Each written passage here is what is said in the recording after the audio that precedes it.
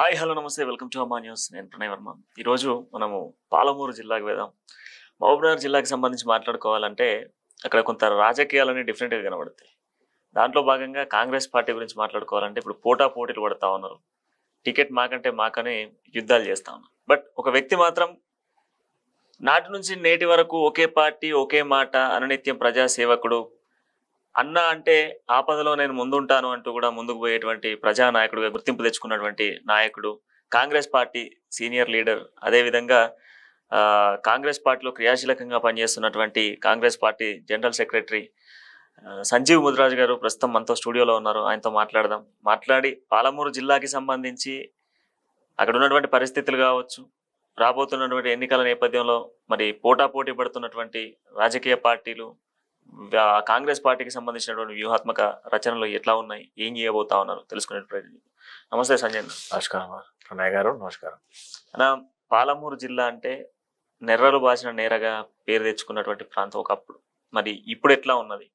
అక్కడ ఉన్నటువంటి పాడి పంటలు కావచ్చు, టౌన్ కావచ్చు, ఎట్లా ఉన్నది? పాలమూరు ఇంతకుముందు వల్సల జిల్లా అనే మాట వాస్తవమే. కానీ 2000 సంవత్సరంలో ఎప్పుడైతే మల్లికార్జున్ గారు 1996 వరకు ఎంపీగా ఉన్నారు, వారు ఎంపీగా ఉన్నప్పుడే పాలమూరు మీద చాలా పెద్ద దృష్టి పెట్టి పాలమూరులో వలసలు ఎట్లా తీసేయాలని చెప్పి ఆలోచన చేసి 2000 సంవత్సరం నుంచి కూడా కొన్ని చేంజెస్ తీసుకొచ్చిండ్రు. మల్లికార్జున్ గారు చాలా సేవలు చేసిండ్రు మహబూబ్నగర్లో. 2000 సంవత్సరం నుంచి మహబూబ్నగర్లో మెల్లమెల్ల క్రమక్రమంగా వలసలు తగ్గుకుంటూ వచ్చి 2004లో ఎప్పుడైతే కాంగ్రెస్ ప్రభుత్వం ఏర్పడ్డదో చాలా మందికి మేము అక్కడ ఉపాధి కలిగించగలిగినాం గవర్నమెంట్ తరఫుకి వెళ్ళి. అప్పుడే మేము ఇంద్రం ఇండ్లు చాలా మందికి పక్కా ఇండ్లు కట్టియడం జరిగింది. అప్పుడు చాలా మంది వలసలు ఇడిచిపెట్టి మహబూబ్నగర్ జిల్లాకు వచ్చి మహబూబ్నగర్ అభివృద్ధికి తోడ్పడి మహబూబ్నగర్ జిల్లాలో 2004 నుంచి వలసలు తక్కువైనాయి.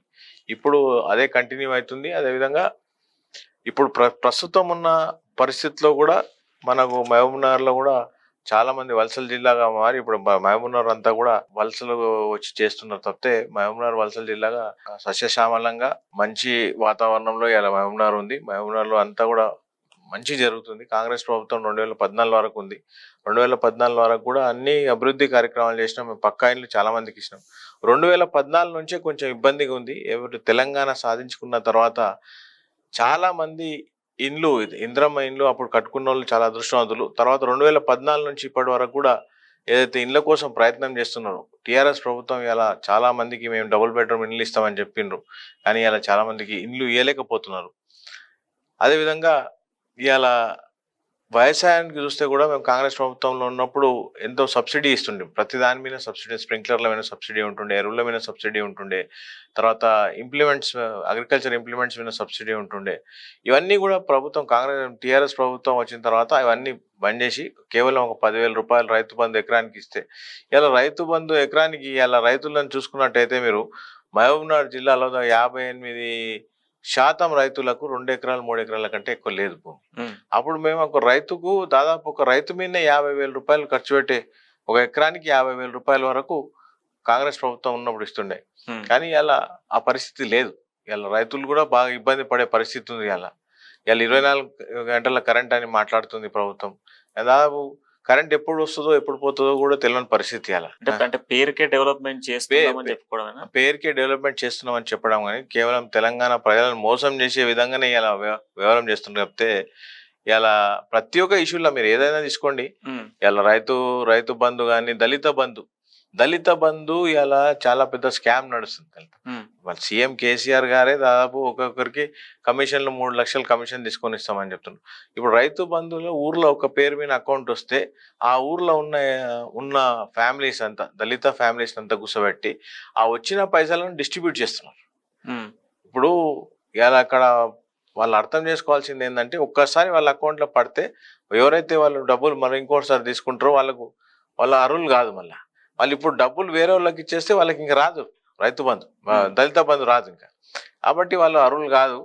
అటువంటి పరిస్థితి వాళ్ళు ప్రతి ఒక్కటి కూడా ఏదైతే స్కీమ్ ఉందో ప్రతి ఒక్క స్కీమ్లో కూడా అవినీతి జరుగుతుంది, స్కామ్లు జరుగుతున్నాయి తప్పితే ఇలా టీఆర్ఎస్ ప్రభుత్వం నుంచి అందరు ఇబ్బందిగానే ఉన్నారు. అండ్ మహబూబ్నగర్ జిల్లాలో ఏదైతే డెవలప్మెంట్ చేసిండ్రో ఇలా కొన్ని ప్రాజెక్టులు వచ్చినాయి. దానికి మేము సంతోషిస్తున్నాం, దాన్ని వెల్కమ్ చేస్తున్నాం దాన్ని కూడా. కానీ ఇలా మా సీఎం గారు ఇలా నార్లాపూర్ ప్రాజెక్ట్కి వెళ్తున్నారు. వాస్తవంగా అక్కడ చూసినట్టయితే ఇంతవరకు ఓ 10% మొత్తం 10-20% 31 పంప్స్ స్టార్ట్ చేయాలి అక్కడ.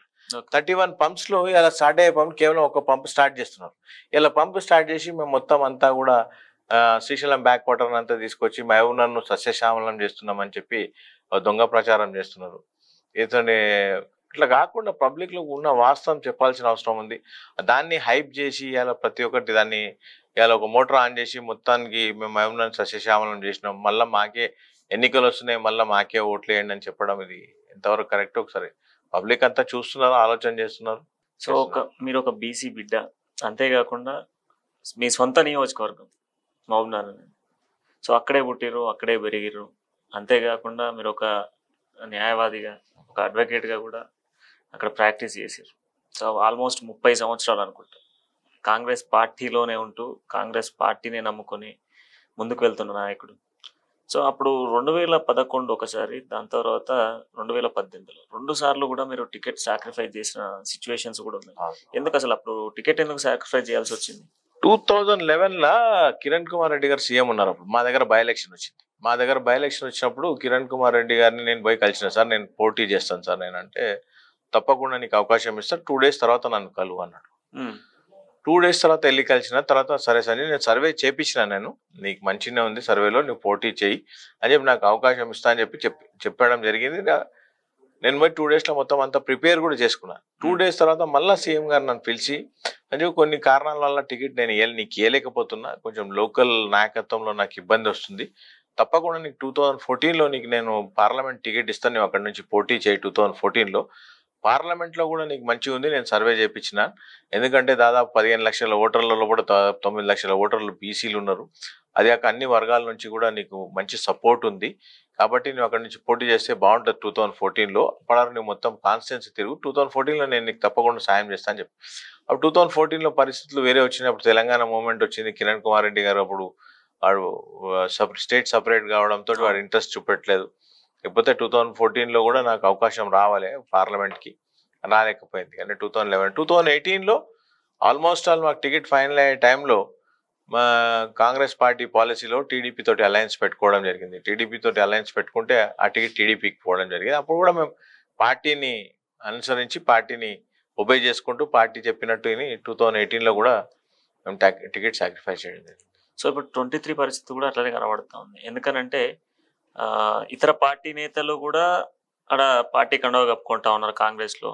అండ్ దాంతో పాటుగా కొంత జిల్లా కేంద్రం అయినప్పటికీ కూడా కొంత పార్టీలో ఉన్నటువంటి సీనియర్ నాయకులు కావచ్చు, లేదా కొంత వెల్ నోన్ పర్సన్స్ కూడా ఆడికి వచ్చేటువంటి అవకాశాలు ఉన్నాయి. సో మరి ఈసారి కూడా మళ్ళీ కాంప్రమైజ్ కామని ఒకవేళ పార్టీ అంటే కాంప్రమైజ్ అవుతారు? కాంప్రమైజ్ కావడానికి ఇప్పుడు ఏముంది, ఇప్పుడు 30 years అయింది పార్టీలో పనిచేస్తుంటూ, ఇప్పుడు కూడా పార్టీ ఇవ్వకపోతే కాంప్రమైజ్ అనే ముచ్చటనే ఉండదు. ఎందుకంటే పార్టీ మా మీద దృష్టి పెట్టి, ఇప్పుడు పార్టీకి ఒక ఆలోచన ఉంది. పార్టీ ఆల్రెడీ 2 సభలు చేసుకున్నాం మేము, ఒకటి ఉదయపూర్లో ఒకటి సభ చేసుకున్నాం, ఛత్తీస్గఢ్లో ఒకటి మన ప్లీనరీస్ చేసుకున్నాను. చాలా క్లారిటీగా ఛత్తీస్గఢ్లో కానీ ఉదయపూర్లో కానీ కాంగ్రెస్ కార్యకర్తలను ఎప్పటి నుంచో పనిచేస్తున్న వాళ్ళు తప్పకుండా వారు ఎవరైతే అర్హులు ఉన్నారో వాళ్ళకి అందరికీ కూడా టికెట్లు ఇవ్వాలి. పారాషూట్లకు మేము మాత్రం అవకాశం కలిగించాం. ఎక్కడైతే మనకు తప్పని పరిస్థితి ఉందో, చాలా పెద్ద టాల్ లీడర్ పార్టీకి అవసరం, ఒక నాయకుడు వస్తున్నాడంటే 10 నియోజకవర్గాల్లో గెలుస్తుంది కాన్స్టిట్యున్సీ, అసొంటప్పుడు తప్పితే వేరే అప్పుడు మేమంతా కూడా తప్పకుండా కాంగ్రెస్లో ఉన్న వాళ్ళకే సాయం చేస్తాం. ఎందుకంటే 30 years నుంచి మేము ఉన్నాం, దాంట్లో మాకు పార్టీకి సిన్సియర్గా లాయల్గా పార్టీకి ఎవరు కార్యకర్త లేనప్పటి నుంచి మేము ఉండి దగ్గరుండి పని చేసుకుంటూ పార్టీ జెండా మోస్తూ చేస్తున్నాం. కాబట్టి తప్పకుండా మాకు వస్తున్న ఆలోచన మాకు ఉంది, తప్పకుండా ఇస్తారు. ఎందుకంటే ఈసారి వేరే ఎవరు వచ్చినా కూడా పార్టీకి పనిచేసి వాళ్ళ కాంట్రిబ్యూషన్ కూడా పార్టీ తీసుకుంటారు. అధికారంలోకి వచ్చిన తర్వాత వాళ్ళని అందరినీ కూడా అకామిడేట్ చేస్తే తప్పితే సీనియర్ లెవెల్ నేనే సీనియర్ నాడ కాంగ్రెస్ పార్టీలో, మాకంటే సీనియర్స్ ఉన్నారు కానీ వాళ్ళకి ఒక్కొక్కసారి ఛాన్స్ ఇచ్చారు, ఈసారి నాకు కూడా అవకాశం కలిగిస్తుంది. అంటే ఇచ్చిందా, హామీ ఇచ్చిందా మీకు? అంటే ఈసారి ఖచ్చితంగా కూడా మీకు ఇచ్చే ఛాన్సెస్ ఉన్నాయి, పార్టీ కోసం మీరు ఇన్ని రోజుల నుంచి కష్టపడతా ఉన్నారు అని చెప్పేసి కాంగ్రెస్ పార్టీ కానీ కాంగ్రెస్ పార్టీలో ఢిల్లీ నేతలు ఏమైనా హామీ ఇచ్చిరా?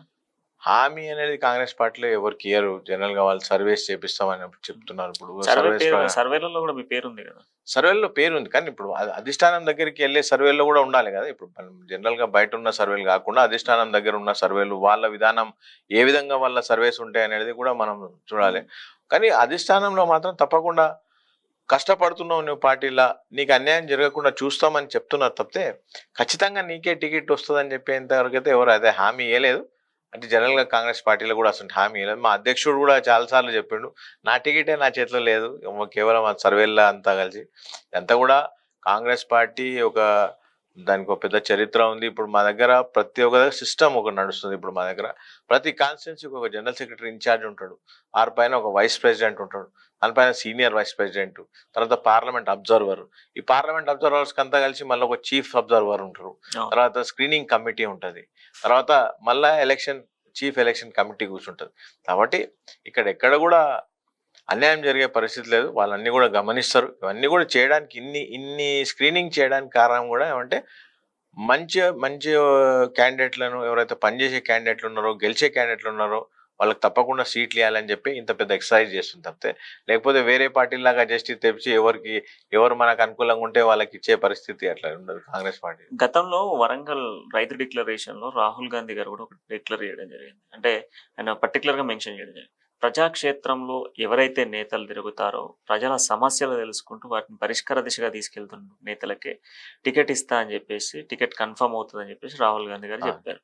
సో బట్ అంతకు ముందు నుంచి కూడా సంజీవ్ ముదిరాజ్ ప్రజాక్షేత్రంలో ఉన్నాడు, అనేక సమస్యల్ని అక్కడ సాల్వ్ చేయడం జరిగింది. ప్రధానంగా మాట్లాడుకోవాలంటే మహబూబ్నగర్ కి సరౌండింగ్స్ లో ఉన్న తండాస్లలో ఎక్కువ ఫోకస్డ్ గా మీరు తిరిగారు. సో వీటన్నిటిని బేస్ చేసుకున్నప్పటికీ కూడా ఖర్గే గారి సర్వేలలో కూడా మీ పేరు ఉంది అన్నటువంటి వార్తలు వినబడతాం. సో వీటన్నిటి బేస్ చేసుకుని టికెట్ ఇచ్చే ఛాన్సెస్ ఉన్నాయి కదా? 100% ఛాన్సెస్ ఉన్నాయి. ఇస్తారని నమ్మకంతో మేము ఉన్నాం. ఇప్పటికి కూడా కాంగ్రెస్ పార్టీ ఐడియాలజీని మేము ముందుకు తీసుకుపోవాలనే ఆలోచనతో రాహుల్ గాంధీ గారు ఫస్ట్ నుంచి కూడా వారి పైన మాకు నమ్మకం ఉంది. వారు ఏ మాట మాట్లాడితే ఆ పైన దాన్ని వారు ఆచరిస్తారని చెప్పి ఒక నమ్మకం ఉంది. కాబట్టి తప్పకుండా మాకు టికెట్ వస్తుందని చెప్పి ఆశిస్తున్నాం. తప్పకుండా వస్తుందని కూడా నమ్మకం ఉంది. సో బీసీ ఓట్లు ఎక్కువగా ఉన్న నియోజకవర్గం ఏది అని అంటే మహబూబ్నగర్ అని చెప్పుకోవచ్చు.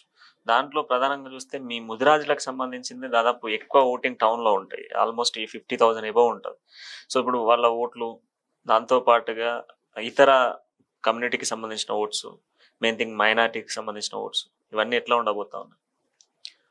మైనారిటీ ఓట్స్ కూడా చాలానే ఉన్నాయి మహబూబ్నగర్లో. మైనారిటీ ముదిరాజ్ ఓట్లు ఫస్ట్ ముదిరాజ్ ఓట్లు, తర్వాత మైనారిటీ ఓట్స్, తర్వాత బీసీ ఓట్స్ ఉన్నాయి. ఫస్ట్ నుంచి కూడా మహబూబ్నగర్ కాన్స్టిట్యున్సీ బీసీ కాన్స్టిట్యున్సీ. ఇక్కడ అనేక సార్లు కూడా మనం చూసినట్టయితే బీసీలో ఎక్కువ సార్లు గెలవడం జరిగింది. ఒక్కసారి బై ఎలక్షన్లో మాత్రం కందూరు రామరెడ్డి గారు అప్పుడు ఉన్నారు, వారు చనిపోయిన తర్వాత బై ఎలక్షన్లో మళ్ళీ బీసీ గెలవడం జరిగింది. లాస్ట్ టైం ఒకసారి మా 2009లో ఒక ఇండిపెండెంట్ క్యాండిడేట్ రాజేశ్వర రెడ్డి గారు వారు గెలవడం జరిగింది. వారు చనిపోయిన తర్వాత బై ఎలక్షన్లో ఎన్ఎం శ్రీనివాస్ రెడ్డి గెలిచిండ్రు వాళ్ళు. తర్వాత వీరు తప్పితే ఎప్పుడు కూడా బీసీల ప్రాతినిధ్యం అక్కడ పి చంద్రశేఖర్ గారు కూడా దాదాపు 7 సార్లు వాళ్ళు పోటీ చేసిండ్రు, 5 సార్లు గెలవడం జరిగింది వారు. కాబట్టి ఇక్కడ పులివీరణ గారు కూడా బీసీ, లైట్ అంజనాల్ గారు కూడా బీసీ. మోస్ట్లీ ఇక్కడ అంతా కూడా బీసీల ప్రభావితం ఎక్కువ ఉంటుంది. కాబట్టి ఇక్కడ బీసీలకే ఎక్కువ అవకాశం ఉంటుంది. బీసీ నాయకత్వమే ఇక్కడ బీసీ నాయకత్వం వస్తేనే బాగుంటుంది అని చెప్పి అక్కడ ప్రజలంతా ఆలోచనలో ఉన్నారు. ముస్లిం కూడా మేజర్ రోల్ ఉంది. వాళ్ళు కూడా ఏమంటారంటే జనరల్గా పోలరైజేషన్ రాకుండా కాంగ్రెస్ పార్టీ గెలవాలంటే ఒక హిందూకి ఇస్తేనే బాగుంటుంది అనేది వాళ్ళు ఉంటారు. జనరల్గా ముస్లిం క్యాండిడేట్ అక్కడ నుంచి పోటీ చేస్తే కొంచెం ఇబ్బంది అవుతుందని కూడా వాళ్ళే అంటే మైనారిటీసే చాలా మంది నాతో చెప్తుంటారు అనమాట. కాబట్టి మంచిగా ఉంటుందనే ఒక ఆలోచనలో ఉన్న మైనారిటీస్ కూడా మనకు పెద్ద ఎత్తున సపోర్ట్ చేస్తారు. సో మహబూబ్నగర్ కాన్స్టిట్యున్సీ అనేది అధికార పార్టీకి ఒక కంచుకోటలా మారింది. అక్కడ ఒక మంత్రి ఉన్నాడు, ఒక ఎమ్మెల్యే గెలిచిండు, మంత్రి అయ్యిండు. మంత్రి అయిన తర్వాత జిల్లా కేంద్రంగా ఉన్న మహబూబ్నగర్ డెవలప్ జరిగిందా? అక్కడ ఉన్న కనీసం అభివృద్ధి కనిపిస్తూ ఉందా? మహబూబ్నగర్లో అభివృద్ధి జరగడం అంటే ఒక జంక్షన్స్ ఉన్న దగ్గర మాత్రం కొంచెం అభివృద్ధి జరిగింది, దాంట్లో ఏమాత్రం లేదు. కానీ మేజర్గా ఉన్న R&B గెస్ట్ హౌస్లో ఉన్న మేజర్ స్థలాలు, డైట్ కాలేజ్ స్థలము, తర్వాత చాలా ఇంపార్టెంట్ ప్లేసెస్ ఉన్నాయి అన్నీ కూడా. దాన్ని అన్నీ కూడా కంపాక్ట్ చేసేసి ఫిష్ మార్కెట్ అని చెప్పేసి ఇంకోటి అని చెప్పేసి దాన్ని మొత్తం డిస్ట్రాయ్ చేయడమే జరిగిన తర్వాత పబ్లిక్ ఉపయోగపడే విధంగా కాకుండా కేవలం వాళ్ళ సొంత ప్రయోజనాలకు వాడుకున్నట్టే వాడుకుంటున్నారు తప్పితే ఎవరు కూడా ప్రజలది ఒపీనియన్ తీసుకోకుండా వాళ్ళకి ఏది నచ్చితే అది వాళ్ళు చేయడం జరుగుతుంది తప్పితే మహబూబ్నగర్లో ఏం డెవలప్మెంట్ లేదు. మీరు ఇయాలటి కూడా చూడండి, మహబూబ్నగర్లో 49 వార్డులు ఉన్నాయి. మొత్తం వార్డులకు పోదాం మనం. ఏ విధంగా అయితే 9 ఏళ్ల కింద ఎట్లా ఉండేనో వార్డులు అదే విధంగా ఉన్నాయి. ఇప్పుడు జనరల్గా కొంచెం ఇన్ఫ్రాస్ట్రక్చర్, రోడ్లు, ఈ లైట్లు అనేది అది ఎవ్రీడే ప్రాసెస్. అది తప్పితే బేసిక్ అక్కడ ఏం డెవలప్మెంట్ అనేది పెద్దగా ఏం లేదు అక్కడ. అలాంటి కూడా మహబూబ్నగర్లో మేజర్ డెవలప్మెంట్ అంటే అక్కడ ఏమీ లేదు. మెడికల్ కాలేజ్ వచ్చింది, గవర్నమెంట్ మెడికల్ కాలేజ్ వచ్చింది. మహబూబ్నగర్ ప్రాంతంలో ఐటీ హబ్ అని పెట్టిండ్రు, కానీ అక్కడ ల్యాండ్ అక్వైర్ చేసిండ్రు, బిల్డింగ్ కట్టిండ్రు, కానీ అక్కడ ఏమి యాక్టివిటీ లేదు.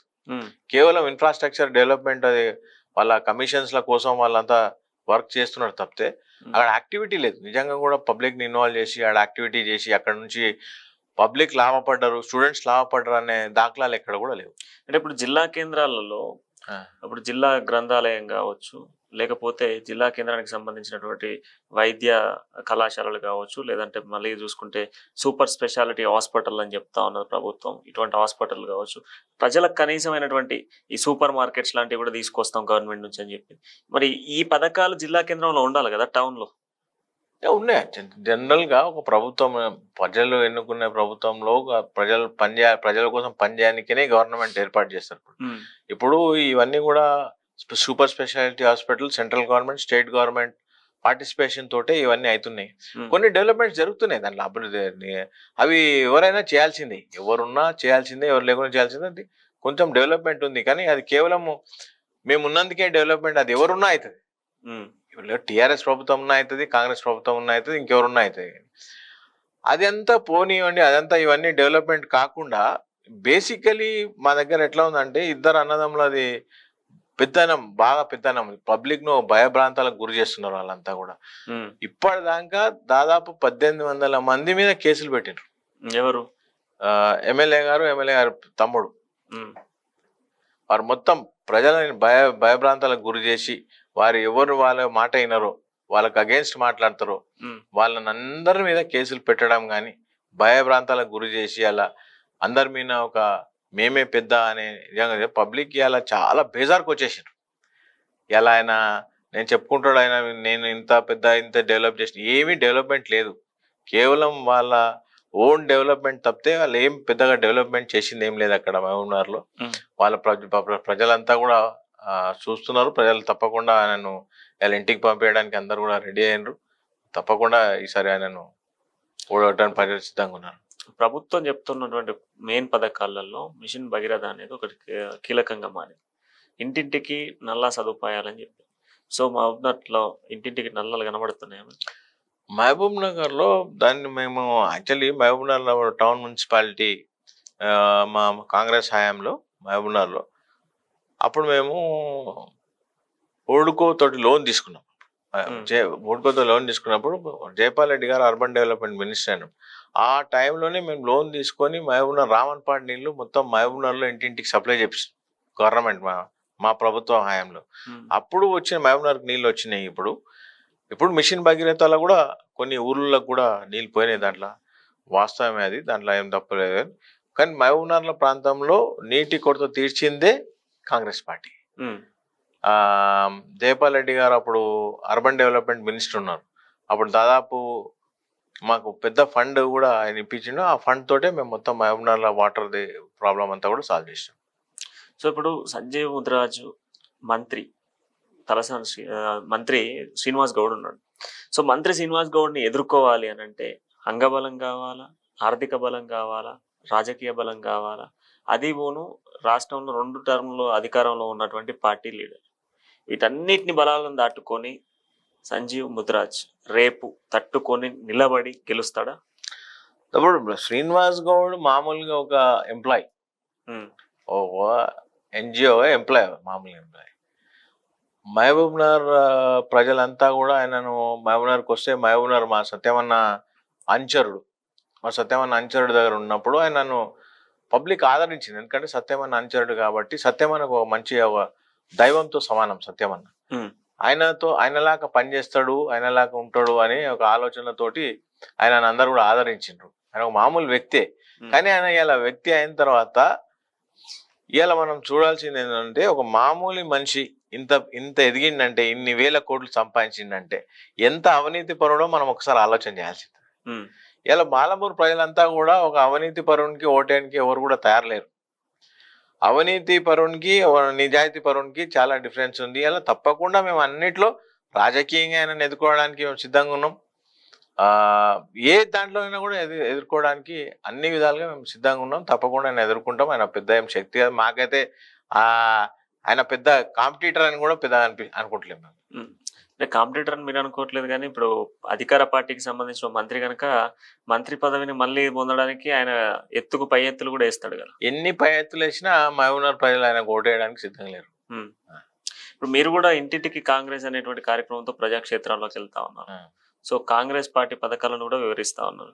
సో ప్రజల దగ్గర నుంచి యాజ్ పర్ గ్రౌండ్ లో ఉన్న స్థానికేత సమస్యలు మీకు అనేకం వస్తూ ఉంటాయి. సో ఎట్లాంటి సమస్యలు వస్తూ ఉన్నాయి, ప్రజలు ఏ సమస్యలతో ఇబ్బంది పడతా ఉన్నారు? బేసిక్ గా హౌసింగ్ సమస్య చాలా పెద్ద సమస్య. బేసిక్ గా ప్రతి ఒక్కరికి ఇండ్లు లేవు.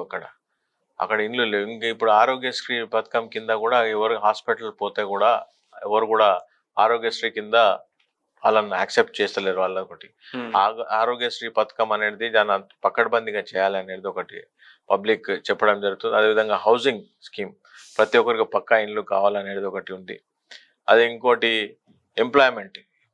ఎంప్లాయ్మెంట్ కూడా చాలా పెద్ద సమస్యగా ఉంది. ఇప్పుడు ఇవన్నీ కూడా రోడ్లు, ఇంకా ప్రతి ఊర్లో ఇన్ఫ్రాస్ట్రక్చర్ డెవలప్మెంట్ కూడా చాలా పెద్ద సమస్య. ఎందుకంటే చాలా ఇన్ఫ్రాస్ట్రక్చర్ మీద చాలా డెవలప్ చేయాల్సిన అవసరం ఉంది. చాలా చేయాల్సిన పని కూడా చాలా ఉంది. కాబట్టి ఇవన్నీ అనేక సమస్యలు ఉన్నాయి. వాళ్ళంతా కూడా కాంగ్రెస్ వైపు చూస్తున్నారు. ఇలా కాంగ్రెస్ వస్తే మేలు జరుగుతుంది. తెలంగాణ ఇచ్చిన పార్టీ కాంగ్రెస్ ఏమన్నా చేయగలుగుతుంది. మళ్ళీ ఇందిరమ్మ రాజ్యం ఉన్నప్పుడు ఏ విధంగా అయితే మాకు బ్యాంక్ లోన్లు వచ్చినాయో, రుణాలు మాఫీ జరిగినాయో, మళ్ళా కూడా కాంగ్రెస్ ప్రభుత్వం వస్తేనే చేయగలుగుతుంది. 9 సంవత్సరాల టీఆర్ఎస్ ప్రభుత్వం ఇంతవరకు మేము అధికారంలో వచ్చినాడు చెప్పింది రుణమాఫీ చేస్తామని చెప్పి ఇంతవరకు కూడా రుణమాఫీ చేయలేదు. ఇప్పటి వరకు కూడా 9 సంవత్సరాల తర్వాత ఇప్పుడు ఎన్నికలు వచ్చినాయి కాబట్టి మేము ఏదో రుణమాఫీ చేస్తామని చెప్పి కొంతమందికి ఏదో రుణమాఫీ చేయడం జరుగుతుంది. కానీ 2004లో మేము ఎప్పుడైతే మా ప్రభుత్వం వచ్చిందో ఒకటేసారి చెప్పిన 1 వీక్లోనే దాదాపు నెల రోజుల లోపలనే మొత్తం రాష్ట్రం అంతటా కూడా రుణమాఫీ చేపించి మళ్ళీ వాళ్ళకి లోన్స్ ఇప్పించారు.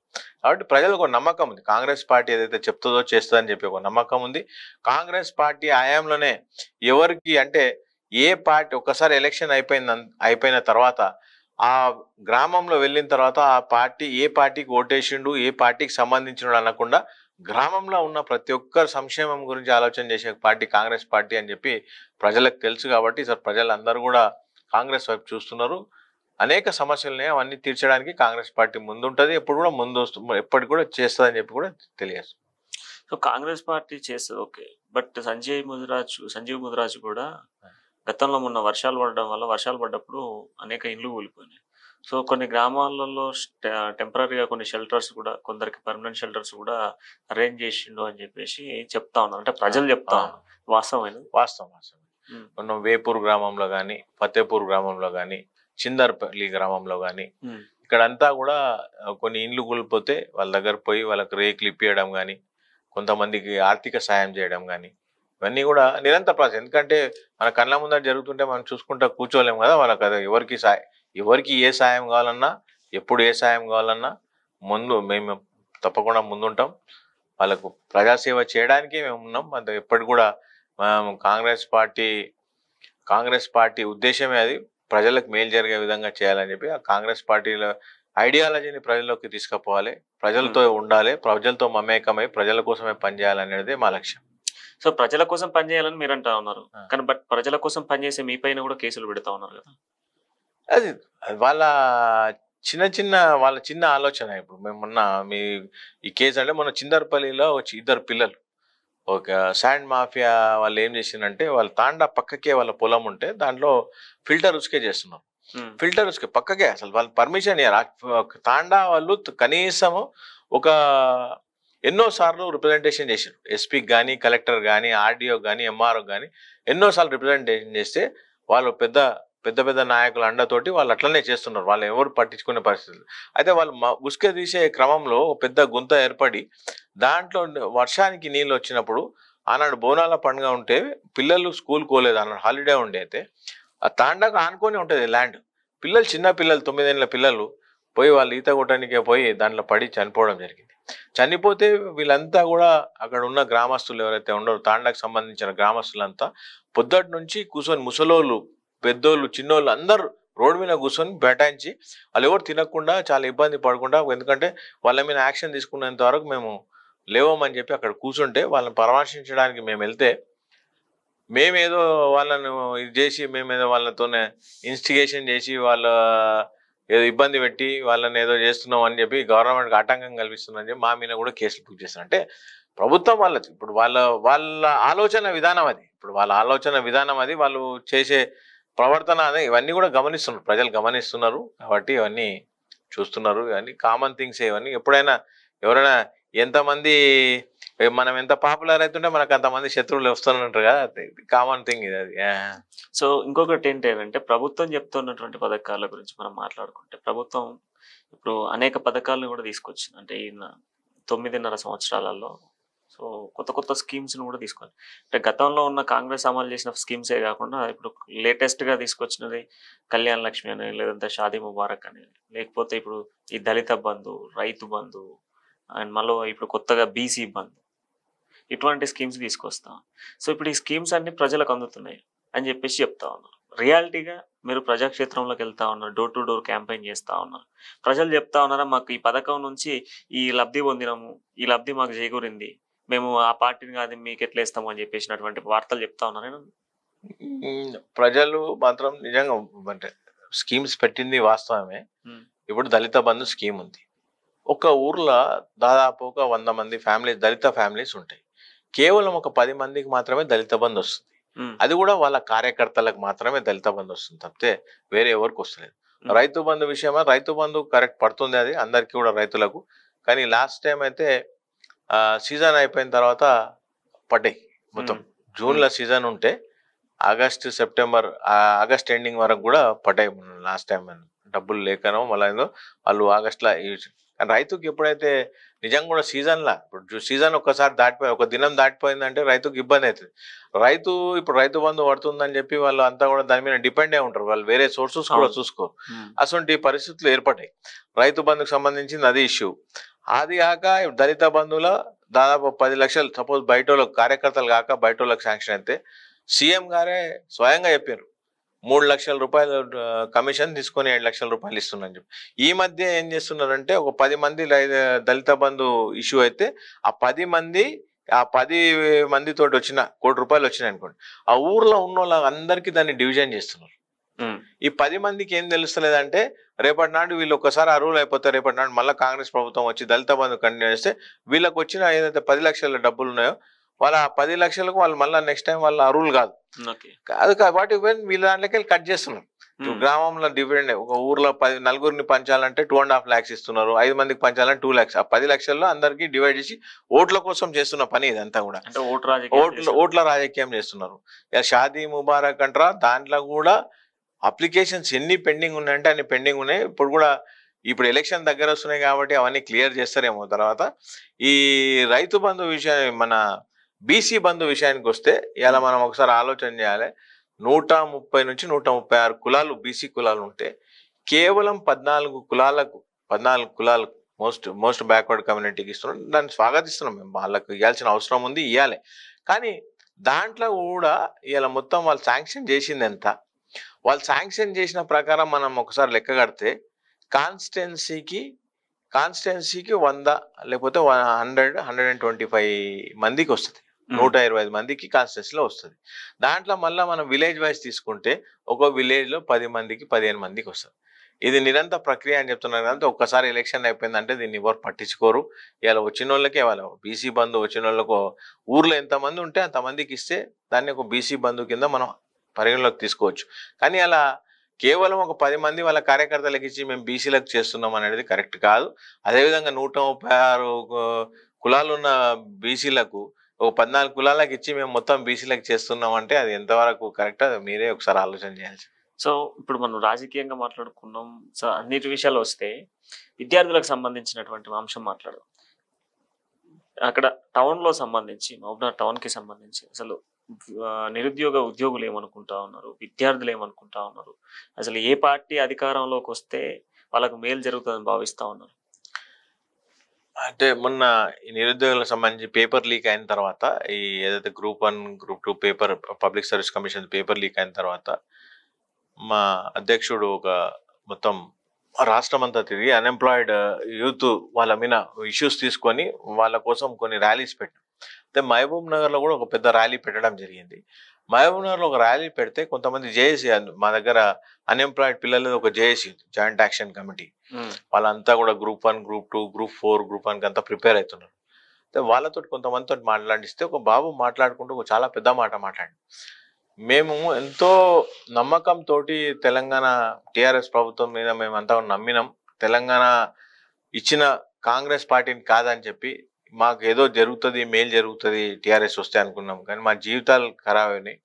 మేము ఇలా శపథం చేస్తున్నాం. మేము ఇలా మళ్ళా కాంగ్రెస్ పార్టీ అధికారంలోకి వచ్చే వరకు కూడా మేము గ్రూప్ 1, గ్రూప్ 2 ఎగ్జామ్స్ రాయం, మేము బైకాట్ చేస్తున్నాం అని చెప్పి చాలా పెద్ద మాట జరిగింది. అంటే మొత్తం వాస్తవంగా నియోజకవర్గంలో మొత్తం అంతా కూడా కాంగ్రెస్ పార్టీ మీనే నమ్మకం పెట్టుకున్నారు. ఇలా వాళ్ళకంతా కూడా కాంగ్రెస్ పార్టీ వస్తేనే మనకు మేలు జరుగుతుంది. ఎందుకంటే కిరణ్ కుమార్ రెడ్డి హయాంలో కూడా మేము ఎంతో మంది టీచర్లది ట్రైనింగ్ కానీ, స్కూల్ అసిస్టెంట్లు కానీ అవన్నీ కూడా ఆ టైంలోనే వచ్చిన తర్వాత ఆ టైం తర్వాత రిక్రూట్మెంట్ అంత పెద్ద రిక్రూట్మెంట్ తర్వాత ఇప్పుడు కాదు, కేవలం స్టేట్లో ఒక కానిస్టేబుల్ రిక్రూట్మెంట్స్ తప్పితే వేరే రిక్రూట్మెంట్ అయితే లేదు. కాబట్టి పిల్లలంతా కూడా కాంగ్రెస్ వైపు చూస్తున్నారు. కాంగ్రెస్కు అధికారం రావాలి, కాంగ్రెస్ వస్తేనే మాకు మేలు జరుగుతుందని కూడా ఆలోచనలో ఉన్నారు. సో ఇప్పుడు కాంగ్రెస్ పార్టీ అమలు చేస్తున్నటువంటి ఇప్పుడు కొత్త ఇంప్లిమెంటేషన్స్ తీసుకొస్తుంది. సో రాహుల్ గాంధీ ఒక డిక్లరేషన్ చేయడం జరిగింది. మొన్న ప్రియాంక గాంధీ గారు ఒక డిక్లరేషన్. సో ఇట్లా సోనియా గాంధీ గారు ఇప్పుడు మళ్ళీ ఒక 5 డిక్లరేషన్. ఇట్లా డిఫరెంట్ స్ట్రాటజీతో డిఫరెంట్ డిక్లరేషన్స్ తీసుకొస్తా ఉన్నారు. మొన్న ఎస్సీ ఎస్టీకి సంబంధించిన డిక్లరేషన్ కూడా తీసుకోవచ్చు. బట్ ఇవన్నీ తీసుకొస్తుంది కాంగ్రెస్ పార్టీ, ఓకే. బట్ ఇవన్నీ ఇంప్లిమెంట్ చేస్తుందా? నిజంగా ఇంప్లిమెంట్ జరుగుతాయా? అంటే ఏవైతే ఇప్పుడు స్కీమ్స్ అనౌన్స్ చేస్తున్నారో ఇవన్నీ కూడా చాలా ఎక్సర్సైజ్ చేసి మొత్తం పబ్లిక్ను తెలుసుకొని అందరు వాళ్ళ ఆలోచన విధానం తెలుసుకొని మనం అధికారంలోకి వస్తే ఇంప్లిమెంట్ చేయగలుగుతామా లేదా, మన రెవెన్యూ ఎట్లా అని చెప్పేసి దీని వెనకాల చాలా పెద్ద ఫైనాన్సెస్ నిపుణులు ఉన్నారు. మొత్తం అంతా దానికి సంబంధించిన నిపుణులు వాళ్ళంతా చేసిన తర్వాతనే మనం ఏ విధంగా ఈ స్కీమ్స్ అమలు చేయగలుగుతామని ఆలోచన చేసి మనం అమలు చేయగలుగుతాం అన్నప్పుడే మనం ప్రజల లోపలికి వెళ్ళి చెప్తున్నాం. ఎస్సీ ఎస్టీ డిక్లరేషన్ ఖర్గే గారు చెప్పినారు.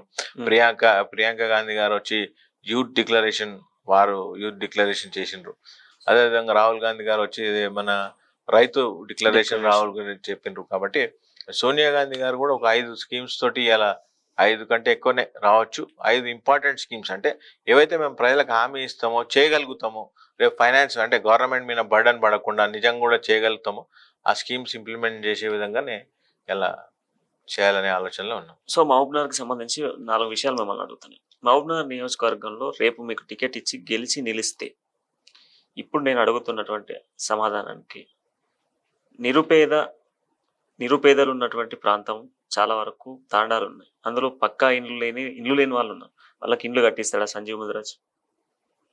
ఒక వ్యక్తిగా నేను ఎంత చేయగలుగుతా, ఒక వ్యక్తిగా చేయలేను. గవర్నమెంట్ నుంచి తప్పకుండా సాయం తీసుకొని గవర్నమెంట్ వ్యవస్థను యూజ్ చేసుకొని నాకు అధికారం వస్తే ఇప్పుడు నేను ఒక సంజీవ్ ముదిరాజ్ ఒక ఇండివిజువల్ గా ఒక కంపెనీ దగ్గరికి ఒక జనరల్ గా మా ఆలోచన ఎట్లా అంటే కార్పొరేట్ సేవింగ్ ఫండ్ ఏదైతే ఉందో ఇప్పుడు కార్పొరేట్ ఫండ్స్ చాలా మంది పెద్ద కార్పొరేట్స్ ఉన్నాయి. వాళ్ళు సోషల్ రెస్పాన్సిబిలిటీ కింద 2% వాళ్ళు ఖచ్చితంగా చేయాలి. నాకు ఒక అధికారం వస్తే నేను గవర్నమెంట్ నుంచి యూజ్ చేసే ఫండ్స్ అన్ని కూడా యూజ్ చేసి సోషల్ రెస్పాన్సిబిలిటీ కింద వచ్చే ఫండ్స్ చాలా మంది కంపెనీస్ ఉన్నాయి వాటన్నీ కూడా చేసి మేము ఒక మంచి ప్రెజెంటేషన్ ఇచ్చి నిజంగా కూడా నిజాయితీగా పనిచేస్తే చాలా మంది సోషల్ రెస్పాన్సిబిలిటీ ఫండ్స్ అంతా కూడా గ్రామాలకు ఇవ్వడానికి సిద్ధంగా ఉన్నారు. అదేవిధంగా ఆ విధంగా ముందుకు వచ్చి అన్ని సోర్సెస్ మాకున్న సోర్సెస్ అన్ని యూటిలైజ్ చేసి వీలైనంత వరకు అందరికీ పక్కా ఇండ్లు కానీ వాళ్ళకున్న సమస్యలు కానీ ఇలా అన్ని కూడా తీర్చడానికి ముందు ఉంటాం, ఎప్పటికి కూడా ముందు ఉంటాం. సో ఇప్పుడు మీరు అన్న నిరుద్యోగ యువతకు సంబంధించినటువంటి దాంట్లో కూడా ప్రభుత్వ ఉద్యోగాలతో పాటుగా స్థానికేత కంపెనీస్ ఉంటాయి కొన్ని, సో లోకల్ కంపెనీస్, సో వాటిలలో కూడా ఎంప్లాయ్మెంట్స్ క్రియేట్ చేయగలుగుతారు? తప్పకుండా చేపిస్తాం. ఇప్పుడు దాదాపు మహబూబ్నగర్ సెక్టర్, ఇప్పుడు పాత మహబూబ్ నగర్ జిల్లాలో ఇప్పుడు అలంపూర్ నుంచి కొత్తూరు వరకు తీసుకున్నట్టయితే దాదాపు 4000 ఇండస్ట్రీస్ ఉన్నాయి. 4000 ఇండస్ట్రీస్, ఎగ్జిస్టింగ్ ఇండస్ట్రీస్ ఉన్నాయి దాంట్లో. ఇప్పుడు ఇలా ఎంప్లాయ్మెంట్ కొడతాం. చాలా మంది అలా బయటి నుంచి అంటే నాన్ లోకల్ను తీసుకొని నాన్ లోకల్ వాళ్ళని తీసుకొని ఎంప్లాయ్ చేస్తున్నారు. రేపు మేము వస్తే తప్పకుండా అక్కడ మా ఏరియాలో తప్పకుండా ఏదైతే కంపెనీస్ ఆల్రెడీ ఎస్టాబ్లిష్డ్ కంపెనీస్ ఉన్నాయో రేపు రాబోయే దినాల్లో కూడా ఉన్న కంపెనీస్లో కూడా మా లోకల్ వాళ్ళకే ఎంప్లాయ్మెంట్ ఇచ్చే విధంగా మేము అంతా కూడా ప్రయత్నం చేస్తాం. సో ఇప్పుడు ఇవన్నీ మీరు చెప్తున్న హామీలు కావచ్చు, ఇవన్నీ కావచ్చు. సో ఇప్పుడు కొత్తగా పార్టీలో జాయిన్ అయ్యేటువంటి వాళ్ళు కూడా చెప్తా ఉన్నారు. బట్ 30 సంవత్సరాల నుంచి కాంగ్రెస్ పార్టీని నమ్ముకొని అదే గ్రామంలో పుట్టి అక్కడే ఉంటూ ప్రజా సమస్యలు నెరవేరుస్తున్నటువంటి సంజీవ్ ముద్రాజ్ను ప్రజలు స్వీకరిస్తారు? తప్పకుండా స్వీకరిస్తారు సార్, తప్పకుండా. ఎందుకంటే ఇలా చిన్నప్పటి నుంచి చూస్తున్నాం మేము. మా మహబూబ్నగర్ అంతా ఒక కుటుంబం లాగా ఉంటాం మేమంతా కూడా. ప్రతి ఒక్కరి ఇంట్లో ఫంక్షన్ ఉన్నా మనం పిలుచుకుంటాం. మా ఇంట్లో ఫంక్షన్ ఉంటే వాళ్ళు వస్తారు. మహబూబ్నగర్ ప్రజలంతా కూడా ఒక చిన్న టౌన్ మా దగ్గర ఉన్నది. మా కాన్స్టిట్యున్సీ చాలా చిన్న కాన్స్టిట్యున్సీ. మహబూబ్నగర్ టౌన్ లో 194 బూత్లు ఉన్నాయి మొత్తం అంతా. మేజర్ టౌన్ అంతా మేజర్ గా అర్బన్ టౌన్ మాది. కాబట్టి మా దగ్గర చిన్న టౌన్, ప్రతి ఒక్కరు గుర్తుపడతారు. ప్రతి ఒక్కరు వాళ్ళని మేము గుర్తుపడతాం, మమ్మల్ని వాళ్ళు గుర్తుపడతారు. మా దగ్గర ఓన్లీ మొత్తం 272 బూత్స్ లో 78 రూరల్ లో కూడా మాకు మంచి పట్టు ఉంది, మంచి ఉన్నారు. మేము వాళ్ళకి ఎప్పటి నుంచో సేవ చేస్తున్నాం. వాళ్ళు ఎప్పుడు మా దగ్గరికి మహబూబ్నగర్కి వచ్చినా వాళ్ళు ఎన్నో సమస్యలతో వస్తారు. హాస్పిటల్ కానీ, అక్కడ కానీ, పోలీస్ స్టేషన్ కానీ, రెవెన్యూ కానీ, ఇవన్నీ ఎప్పటికీ దాదాపు 30 ఏళ్ళకెళ్ళి చేస్తున్నాం. కాబట్టి మాకు తప్పకుండా ఆదరిస్తారు, తప్పకుండా వేస్తారు. చాలా మంది మీరు ఈసారి తప్పకుండా టికెట్ తెచ్చుకోవాలి, మీకు అంతా కూడా మేము ఓటు వేయాలి అనే ఆకాంక్షతో ఉన్నారు. కాబట్టి తప్పకుండా గెలిస్తే, టికెట్ ఇస్తే తప్పకుండా గెలిచి వస్తా అని చెప్పి. సంజీవ్ ముద్రాజ్ రాజకీయాల్లో ఉన్నాడు అంటే అవినీతి రాజకీయ నాయకులను అంతమొందించేందుక, లేకపోతే పాలమూరు ఇప్పుడున్నటువంటి మహబూబ్నగర్ జిల్లా నియోజకవర్గాన్ని అభివృద్ధి చేయడం కోసం? అవినీతి రాజకీయాలని అంతం చేయడం ఒకటైతే, అదేవిధంగా డెవలప్మెంట్ కూడా చాలా ఇంపార్టెంట్. ఇలా క్రియాశీలకంగా ఇలా ఎంతో మంది యువకులు రాజకీయాలకు రావాలనుకుంటున్నారు, వస్తున్నారు కూడా రాజకీయాలకు. ఏం తెలియకుండా చాలా మంది దుంకేస్తున్నారు. అంటే వాళ్ళకు బ్యాక్గ్రౌండ్ ఉండదు, ఏముండదు, వచ్చేస్తున్నారు రాజకీయాలకు. వచ్చిన తర్వాత యుఎన్ఎస్ఐ యూత్ కాంగ్రెస్ వచ్చి మళ్ళా వాళ్ళ ఏజ్ ఎట్లా పెద్దగా అవుతుందో రాజకీయాల నుంచి ఏం చేయలేకపోతున్నారు. అసొంటి వాళ్ళందరినీ రాజకీయంగా ఎవరైతే ముందుకు వస్తారో రాజకీయంగా వాళ్ళందరినీ కూడా ముందుకు తీసుకొచ్చి డబ్బులు లేకుండా కూడా రాజకీయం చేయొచ్చు అనే విధంగా పనిచేయాలనే ఒక ఆలోచనతో మేము ఉన్నాము. ఇలా రేపు రాబోయే దినాల్లో చాలా మంది యువకులకు ఒక దారి చూపెట్టాలనే ఆలోచనతోటి రాజకీయాలకు రావడం జరుగుతుంది. అదేవిధంగా మహబూబ్నగర్ అభివృద్ధి గురించి కూడా ఆలోచన చేసి కూడా ఇవాళ రాజకీయాల్లో ఉన్నాము. సో ఫైనల్ గా మహబూబ్నగర్ నియోజకవర్గ ప్రజలకు సంజీవ్ ముద్రాజ్ చెప్పమంటే ఏం చెప్తారు? ఒక్కసారి మహబూబ్నగర్ ప్రజలంతా కూడా ఆలోచన చేయాల్సిన అవసరం ఉంది. మహబూబ్నగర్లో ఎవరు పని చేయగలుగుతారు, ఎవరు స్థానికులు, ఏ విధంగా ఎవరు స్పందించగలుగుతారు, ఎవరికి ఎంత కెపాసిటీ ఉంది, మీరంతా కూడా చూడాల్సిన అవసరం ఉంది. అవినీతి రాజకీయాలకు మనం దూరంగా ఉండాల్సిన అవసరం ఉంది. మన ఓటు కూడా ఇవాళ చాలా మంది డబ్బులు ఉంటేనే రాజకీయాలు అనుకుంటారు. డబ్బులతోటి రాజకీయాలు కాదు. ఇలా డబ్బులతోటి రాజకీయం చేసేటోళ్ళు కేవలం వాళ్ళ డబ్బులు మళ్ళీ సంపాదించుకోవడానికే 5 ఏళ్ళ సమయం మొత్తం కూడా కేవలం వాళ్ళ అభివృద్ధి కోసం ఆలోచన చేస్తారు. కానీ తప్పితే నన్ను గెలిపిస్తే నేను కేవలం మహబూబ్నగర్ అభివృద్ధి కోసం, మహబూబ్నగర్ ప్రజల అభివృద్ధి కోసం, మహబూబ్నగర్ వాసుల కోసమే పనిచేస్తా అని చెప్పి కూడా మీకు తెలియజేస్తున్నాను. Thank you very much Sanjeevana. మొత్తానికైతే ప్రజాక్షేత్రంలో మళ్ళీ కలుద్దాం. ప్రజాక్షేత్రంలో మీకు ఉన్నటువంటి ప్రజల ఆదరణ ఎట్లా ఉందో కూడా తెలుసుకునే ప్రయత్నం చేద్దాం. మొత్తంగా మహబూబ్నగర్ నియోజకవర్గం నుంచి కాంగ్రెస్ పార్టీలో పోటీ చేస్తా, ఖచ్చితంగా కూడా నిలిచి ప్రజలకు సేవ అందించేందుకే రాజకీయాల్లో ఉన్న నాటి నుంచి నేటి వరకు ఒకే పార్టీ, ఒకే సిద్ధాంతం, ఒకే మాటపై ఉండి ప్రజలకు సేవ చేసేందుకే అంకిత భావంతో ముందుకు రాబోతా ఉన్నా అంటూ కూడా సంజీవ్ ముద్రాజ్ గారు చెప్తా ఉన్నారు. ఇది ఈ రోజు ఇంటర్వ్యూతో మరో ఇంటర్వ్యూతో మళ్ళీ కలుద్దామంటే చూస్తుండండి అమ్మ న్యూస్. జనం కోసం, నిజం కోసం.